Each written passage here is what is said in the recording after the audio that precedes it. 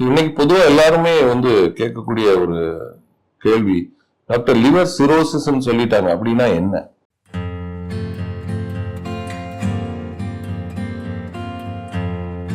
Cirrhosis என்று சொல்லும்போது அந்த லிவருடைய தன்மை, அந்த மென்மையான தன்மை மாறி அது ஒரு கல் மாதிரி ஆயிடுது.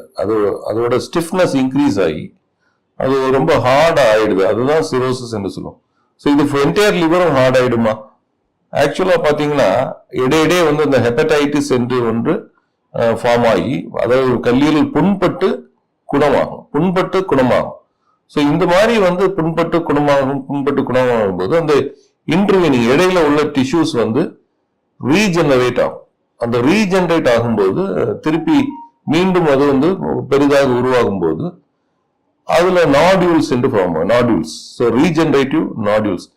இந்த மாதிரி ஒரு ரிப்பீட்டடா ப்ராசஸ் ஆகிட்டே இருக்கும். ஒரு பீரியட் ஆஃப் இயர்ஸ் ஆகிட்டே இருக்கும்போது நம்ம பாத்தீங்கன்னா கல்லீரல அங்க இங்கேயே நாடியூலா ஃபார்ம் ஆயிரும். அதுல டிஃப்ரெண்ட் டைப்ஸ், மைக்ரோ நாடுலர், மேக்ரோ நாடுலர், அந்த பெரிய சைஸ் நாடியூல்ஸ், சின்ன சைஸ் நாடியூல்ஸ், இப்படி டிஃப்ரெண்ட் காசஸ் அதுக்கே இருக்குது.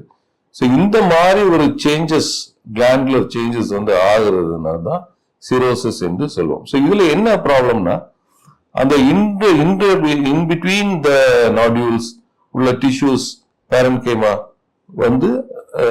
the regenerative nodules இருக்கிறத தவிர நடுவில் இருக்கிறது எல்லாமே ஸ்கார் டிஷ்யூவா இருக்கும்.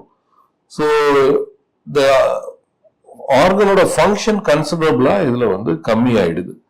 the percentage of functioning parenchyma becomes less. அதே மாதிரி அது அந்த சைனசாய்ட்ஸ் என்று சொல்லுவோம், உள்ள இருக்கக்கூடிய அந்த பிளட் ஸ்பேசஸ கம்ப்ரஸ் பண்றதுனால அது சுத்தியான ஃபைப்ராட்டிக் ரியாக்ஷன்ஸ் எல்லாம் ஃபார்ம் ஆகுறதுனால போர்ட்டல் ஹைப்பர் டென்ஷன் என்ற ஒரு ப்ராப்ளம் ஏற்படுது. அதாவது லிவருக்கு உள்ள ஃப்ரீயா போகக்கூடிய பிளட் அது லிவருக்குள்ள ஃப்ரீயா போக முடியாம அது வேற வழியாக, மாற்று பாதை வழியாக ஹார்ட்டுக்கு போறதுக்கு ட்ரை பண்றது. இதுதான் கொலாட்ரல் சர்க்குலேஷன் என்று சொல்லுவோம்.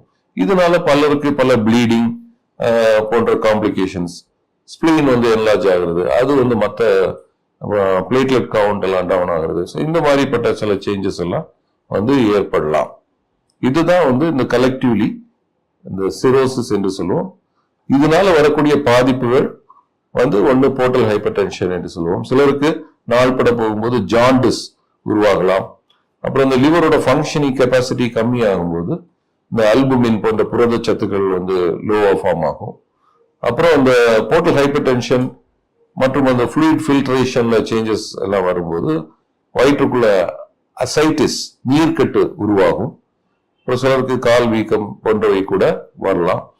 இது தவிர நமக்கு நான் ப்ளீடிங் பற்றி சொன்னேன், அந்த வேரிசஸ், கொலாட்ரல் சர்க்குலேஷன், அதுல இருந்து இந்த நரம்புகள் பொட்டுவதனால ப்ளீடிங், அது ஒன் ஆஃப் த ப்ராப்ளம். இது தவிர இந்த அமோனியா போன்ற நச்சுக்கள் லிவர்ல ஃபில்டர் ஆகாம டைரக்டா பிளட் அண்ட் பிரெயின்ல என்டர் ஆகுறதுனால ஹெப்பாட்டிக் என்கெஃபலோபதி, ஒரு மந்த நிலைமை ஏற்படலாம். சிலருக்கு அது ரொம்ப சிவியரா ஆகி ஹெப்பாட்டிக் கோமா என்று கூட சொல்லுவோம். இது மாதிரிப்பட்ட காம்ப்ளிகேஷன்ஸ் தான் இந்த சிரோசிஸ் அட்வான்ஸ் ஆகும்போது இருக்கும்.